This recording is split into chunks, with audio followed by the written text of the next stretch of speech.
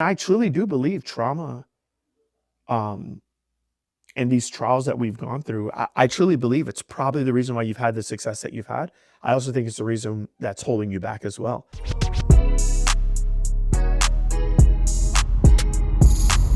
This is Secrets for Success. Welcome to the Secrets for Success podcast. I'm your host, Greg Todd. Thank you, as always, for joining me, my friends. You know what? Today's episode is not going to be about creating memberships. It's not going to be about how you build an online product. Today's episode, I hope, is going to help you as a person. I'm going to share just a few things with you that I think are extremely important because I know all of us have dealt with this, have had trauma in your life, in your childhood. Some of you haven't addressed it yet. Some of you are well on your way and much further than me. But I want to tell you, I've really come to realize that, and I'm going to talk about some of my traumas today on the episode. But I realize that trauma, the same trauma that has, I truly believe, been a huge reason for some of the success that I've had in business, is the same trauma that will make you miserable and will hold you back. And so I want to use this episode. I mean, I can only talk about myself. I can't talk about you. But, I know many of you that are listening. Some of you are maybe in your 20s, 30s, but I know a lot of you are kind of at my age. You're in your late 40s, maybe early 50s, maybe even 60s. And and you're just kind of like stuck. Or you realize that like what you've done, you've always done, and there's something that needs to be unlocked for you and you can't unlock it. And so I don't know. Again, I'm not trying to play psychologist or psychiatrist on here, but what I can tell you is that sometimes it just takes a little self-awareness um, to make that next step. So here's what I am going to share with you. For me, on a personal level, I have been a people pleaser for the majority of my life. Um, I've learned that through personal experiences in my childhood, I've had to I've had to be almost like a parenting child, right? Meaning that very early in my life, I was put in situations to where I had to basically act like an adult when I was a very young child. And and I look at that, right? And I'm going to tell you how those things have hurt me, but I'm also going to tell you how those things have helped me, right? And so if anybody is listening to this that is part of my childhood, family, et cetera, et cetera, I am not blaming anybody on anything. At the end of the day, I truly believe that all the people in my life as a child did the best they could with what they knew, and that's it. So I hold no ill will. But what my reality is my reality, right? My reality is that um, at a very young age, I've had to learn how to act as an adult, because of whatever the case may be. Okay, I was just put in situations where I had to do that, and so here's what happens. And something very similar happened to one of my coaches. His name is Ed Milet. His dad was an alcoholic, and he learned from a very early age that he had to like test the waters. He can tell by just the way his dad opened up the door whether he came home drunk or whether he was sober, and he had to basically kind of like calm him down so that he wouldn't do anything to his mom, hit his mom or do this or do that, whatever.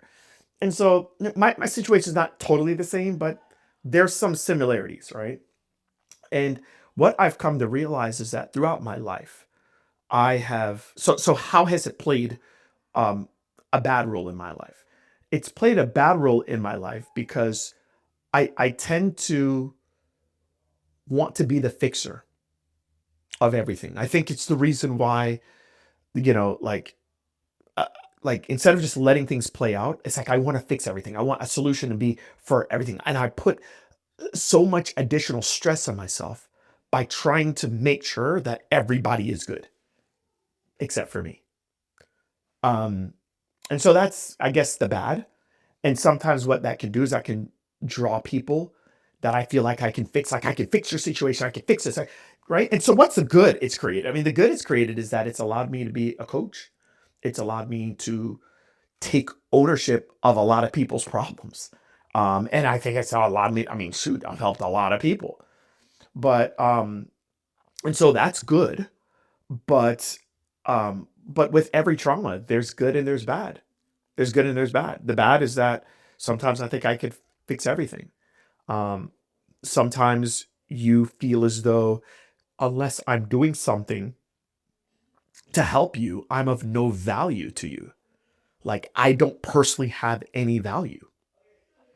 And I think that that has been a huge thing for me. I almost feel like I always have to perform in order to be loved, right? And that's not good.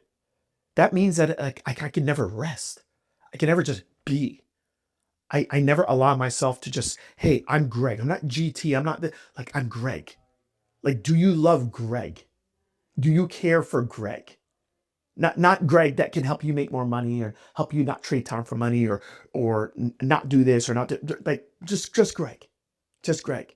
And so I've had to learn that there are people out there that would love me for me, but if I'm always feeling like I have to bring you value in order for me to be loved, um, you never rest. Like you never rest. And so I say that because that's I guess some of the bad, but then there's also a lot of good with it. I'm constantly trying to figure out how can I bring value to the marketplace. I'm constantly trying to figure out how I can bring value to you. But then there's also times where it's like I don't want to be on.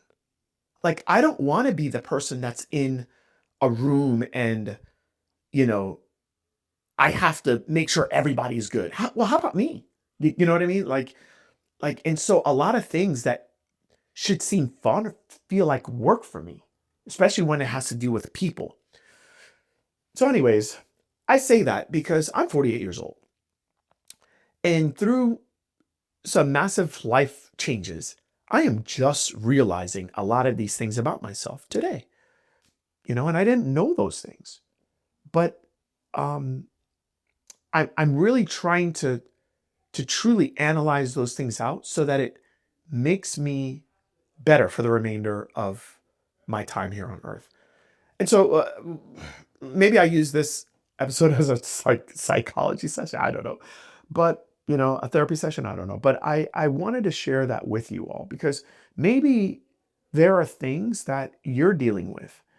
And I truly do believe trauma um, and these trials that we've gone through, I truly believe it's probably the reason why you've had the success that you've had.